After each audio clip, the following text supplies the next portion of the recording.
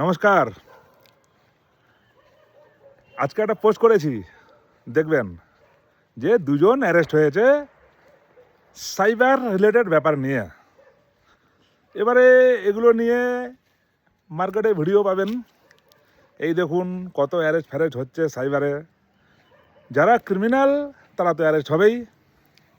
এবার ওরা কেন অ্যারেস্ট হলো অত ভেতরের কথা আমরা জানি না, বা জানতেও চাই না, বা আপনাদেরও জানতে হবে না।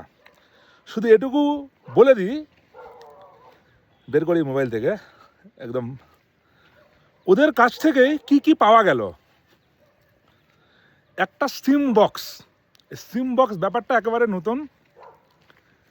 ওটা একটা ডিভাইস যেখানে একসঙ্গে অনেকগুলো সিম লাগানো যায়, এবং সেই সিমগুলো দিয়ে বলেছে যে সিম বক্স নামে একটি বিশেষ যন্ত্র, যেটাতে বহু সিম কার্ড বসিয়ে ইন্টারনেটের মাধ্যমে আন্তর্জাতিক কলকে সাধারণ লোকাল কলের মতো দেখানো যায়।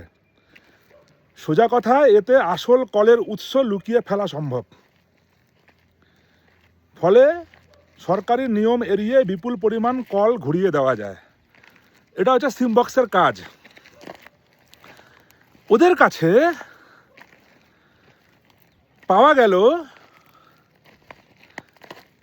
একটা সিম বক্স মেশিন, একটা ল্যাপটপ, 9টা রাউটার হচ্ছে, জানেন যারা বাড়িতে ওয়াইফাই ইউজ করেন, 9খানা রাউটার। আমার ঘরে একটা আছে। 17টা মোবাইল ফোন। সবচেয়ে বড় ব্যাপার হচ্ছে 2250টা সিম। বুঝুন, দুজনকে অ্যারেস্ট করেছে। ওদের কাছ থেকে পাওয়া গেছে 2250টা সিম। তাহলে এ কি সাধারণ মানের লোক? এ অ্যারেস্ট হবে না কে অ্যারেস্ট হবে? হ্যাঁ, এবার এই অ্যারেস্ট নিয়েই কিন্তু কেউ কেউ বলবে যে প্রচুর অ্যারেস্ট হচ্ছে, সাবধান হয়ে যান।